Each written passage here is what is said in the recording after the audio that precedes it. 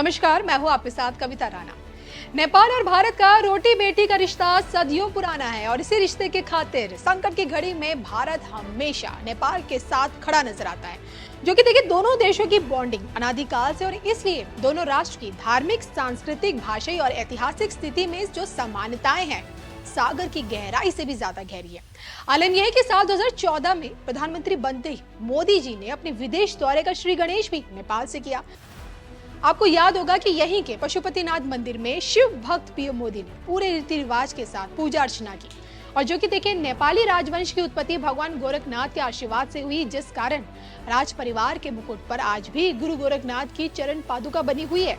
आज भी गोरखपुर में गोरखपीठाधीश्वर के बाद दूसरी खिचड़ी नेपाल नरेश की तरफ से हमेशा आती हर साल। पिछले दिनों जब पूर्व राजा ज्ञानेंद्र नेपाल के एयरपोर्ट पहुंचे तब उनके भव्य स्वागत में हिंदू राष्ट्र की मांग तो उठी, लेकिन इसके साथ ही साथ इस पूरी रैली में योगी की तस्वीर वाले पोस्टर भी लहराए गए। सो बात की देखिए एक ही बात निकलकर सामने आती है कि नेपाल से जितना लगाव मोदी योगी का है, दोनों की उतनी ही डिमांड पूरे के पूरे नेपाल में है।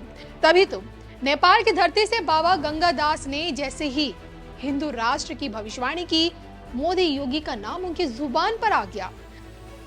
अब अकेला नेपाल ही नहीं बल्कि सोचे 7 हिंदू राष्ट्र बदलेंगे विश्व का नक्शा। लेकिन क्या ऐसा मुमकिन है?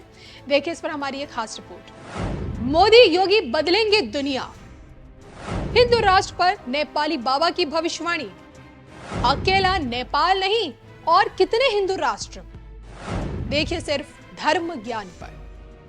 भारत के पड़ोसी मुल्क नेपाल, जिसकी कुल आबादी 2,57,00,000 है, जिसमें सोचिए 81% हिंदू है और 5% मुस्लिम। अतीत इस बात की गवाही आज भी देता है कि साल 2008 तक नेपाल दुनिया का इकलौता हिंदू राष्ट्र था। राजशाही के हाथों में देश की सत्ता थी, लेकिन नेपाल के इसी हिंदू राष्ट्र वाली छवि को खत्म करने के लिए वामपंथी ताकतें एक्टिव जैसे हुई। बाहरी ताकतों ने पैसा देकर मुल्क में राजशाही को खत्म कर दिया और फिर सेकुलर ताकतों ने सेकुलर राष्ट्र बना दिया। लेकिन क्या आप जानते हैं कि आज का सेकुलर नेपाल तरक्की की राह पर है या नहीं? क्या खुशहाली वाली जिंदगी जी रहा है? और क्या नेपाल की सभ्यता संस्कृति सच में संरक्षित है? आधे से ज्यादा नेपालियों का जवाब नो होगा, क्योंकि आज के डेट में नेपाली हिंदू ये मानते हैं कि पश्चिमी देशों द्वारा पैसा देकर वहां के लोगों को कन्वर्ट किया जा रहा है, जो कि नेपाल के लिए, उसकी डेमोग्राफी के लिए बहुत बड़ा खतरा है। और ना सिर्फ हिंदू संगठन बल्कि नेपाली लोग, नेता, हर कोई नेपाल को हिंदू राष्ट्र बनता देखना चाहता है। और इसी को लेकर भागवतारी बाबा गंगादास ने नेपाल का भविष्य दिखाने की कोशिश की है। ये वही बाबा गंगादास हैं जो आज भी पूर्व राजा ज्ञानेंद्र शाह के गुरु के तौर पर उन्हें सही राह प्रशस्त करते हैं। धर्म से जुड़े मसलों पर पूर्व राजा आज भी इनसे सलाह लेते हैं। और हिंदू राष्ट्र को लेकर बाबा गंगादास जी की भविष्यवाणी ये कहती है, राजा भी यही सोचते हैं कि नेपाल को फिर से हिंदू राष्ट्र होना चाहिए, फिर सब ठीक हो जाएगा। अभी देश में धर्म की हानि हो रही है, ऐसे समय में धर्म को बढ़ाया जाना चाहिए। हिंदू राष्ट्र के लिए राजा का आना बहुत ज्यादा जरूरी है, उनके बिना हिंदू राष्ट्र टिक नहीं सकता। नेपाल पहले भी हिंदू राष्ट्र था, फिर हो जाए तो क्या बुरा है। मोदी योगी चाहे तो हिंदू राष्ट्र बनाने में हमारी मदद जरूर करते हुए दिखेंगे।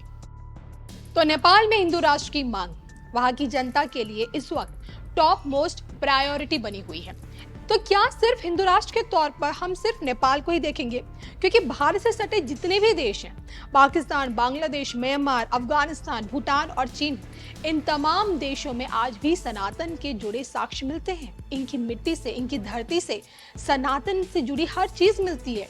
पुराने हिंदू मंदिरों के साक्ष्य मिलते हैं और नेपालियों को यकीन है कि मोदी योगी के रहते उनका मुल्क पुनः हिंदू राष्ट्र बन सकता है। लेकिन भारत से सटे इन्हीं देशों का क्या?